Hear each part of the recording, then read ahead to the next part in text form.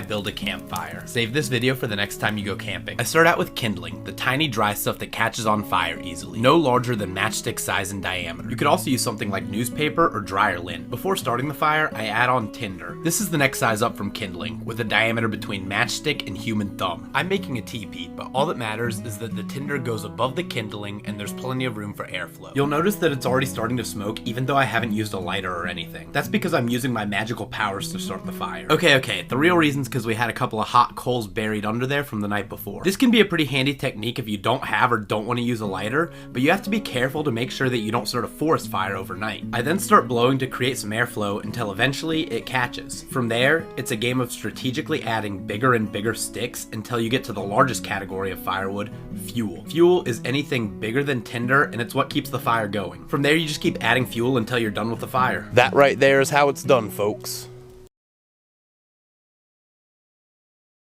Here's an easy way to start a campfire and to keep it going for a long time. So it's called the upside down fire. All of the bigger logs are on the bottom, and then I stack slightly smaller ones on the top. Just put your kindling and tinder on top and start her up.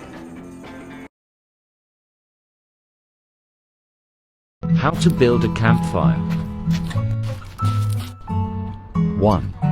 Gather medium rocks. That's a good one. 2. Place them close together.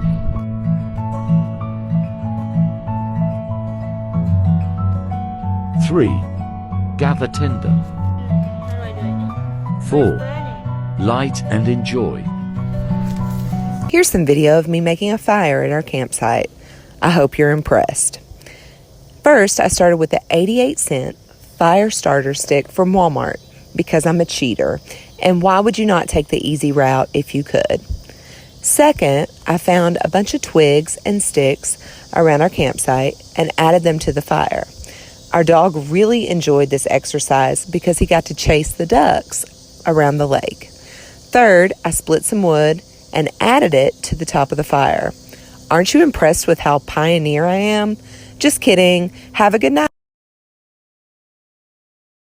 So here I'm taking a small hatchet, hitting against a quarter log with a small stick. And then once I'm through, I hit it against a bigger log.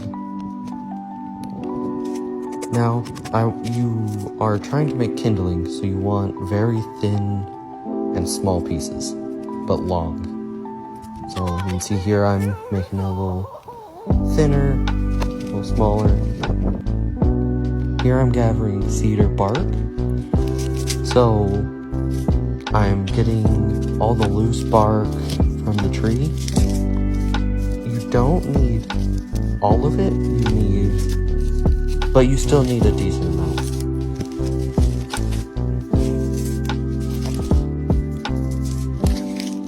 This is redwood cedar.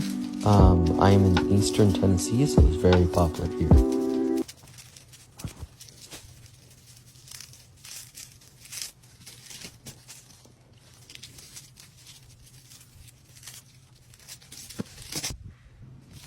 Here I am taking that loose bark and I am rubbing against each other, pulling all the fibers apart. Make sure you do this over your fire. And then I'm making a bird's nest type of style, putting that next to a quarter log and putting dryer lint on it. Now I'm taking your kindling and stacking that up next and onto your quarter log. Make it into a lean-to style. Now I'm dropping a match on there to get the kindling going. Or not the kindling, I'm dropping it onto our bird's nest. Then once it starts to spread, start to put bigger logs on there and